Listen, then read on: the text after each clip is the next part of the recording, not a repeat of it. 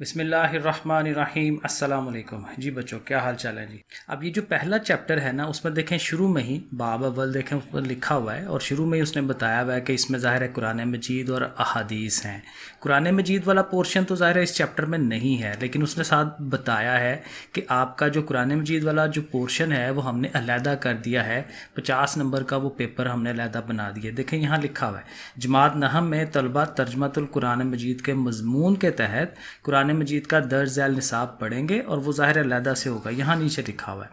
ٹھیک ہے۔ اس کے لیے کہتا ہے علیحدہ سے ہم نے ایک مضمون بنا دیا اور پیریڈ بھی اس کا علیحدہ سے لگا دیا۔ ظاہر ہے گورنمنٹ اسکولوں میں یہ علیحدہ سے پیریڈ ہوگا، اور اس کا امتحان بھی الگ سے ہوگا، جس کے لیے کل نمبر 50، یہ کہ خود لکھا ہوا ہے انہوں نے، تو یہ کنفرم ہے کہ یہ 50 نمبر کا آپ کا علیحدہ سے یہ جو ترجمۃ القرآن ہے اس کا پیپر ہوگا، قرآن کا ترجمہ۔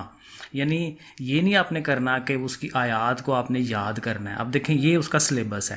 یہ پہلے تھوڑا سا دیکھ لیں، سورہ مریم سے سورہ حج تک، تو وہ آپ قرآن مجید کھول کے دیکھیں کہاں سے لے کے کہاں تک یہ چیزیں بنتی ہیں۔ سورہ الفرقان سے لے کے سورۃ السجدہ تک، اور سورہ سبا سے لے کے سورہ سواد تک، اور پھر یہ سورۃ الاحقاف۔ تو یہ 4 پوائنٹس ہیں جن کو آپ نے یاد رکھنا ہے، 50 نمبر کا پیپر اس میں سے آنا ہے۔ اب دیکھیں اس کے لیے بڑے مزے کی چیز اس نے یہاں بتائی ہوئی ہے کہ جب آپ یہ پڑھیں گے نا، تو ترجمہ جب آپ نے غور سے پڑھنا ہے تو آپ کو 2 چیزیں آپ کو سمجھ آئیں گی کہ صورتوں کا ایک تو آپ کو تعارف ہو جائے گا، اور دوسرا شان نزول کا پتہ چلے گا کہ ایک جی جو صورت لکھی گئی ہے تو کیوں لکھی گئی ہے، کس وجہ سے لکھی گئی ہے۔ پھر کہتا ہے کہ یہ جو ان کا با محاورہ ترجمہ آپ کو پڑھنا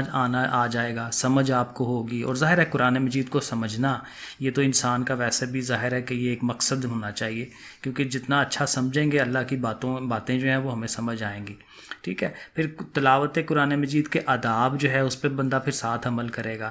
ٹھیک ہے۔ اور پھر کہتا ہے کہ یہ تعلیمات کو سمجھ کے ہماری جو روزمرہ زندگی ہے اس سے وہ آسان ہوگی، بہتر ہو جائے گی، اور کچھ کہتا ہے کہ منتخب جو الفاظ ہوں گے ان کے معنی بھی آپ کو یاد کروائے جائیں گے، ٹھیک ہے نا۔ اور پھر ظاہر ہے کہ پھر وہی بات اینڈ پہ کہ اس میں جو تعلیمات دی گئی ہیں وہ ہمیں سمجھ آ سکیں، یہ نہیں کہ ہم دوسروں پہ انحصار کریں کہ علماء یا مولوی حضرات ہمیں بتاتے ہیں بھئی یہ چیز ایسے ایسے ہے۔ جب ہم خود پڑھیں گے نا تو ہمیں زیادہ سمجھ آئے گی کہ اللہ تعالیٰ نے کون سی چیز ہمیں کیسے کہی ہے۔ تو یہ کچھ ایک تعارف تھا ترجمۃ القرآن کا، جو آپ کا 50 نمبر کا پیپر علیحدہ سے آنا ہے۔ اوکے پھر بچوں، اللہ حافظ۔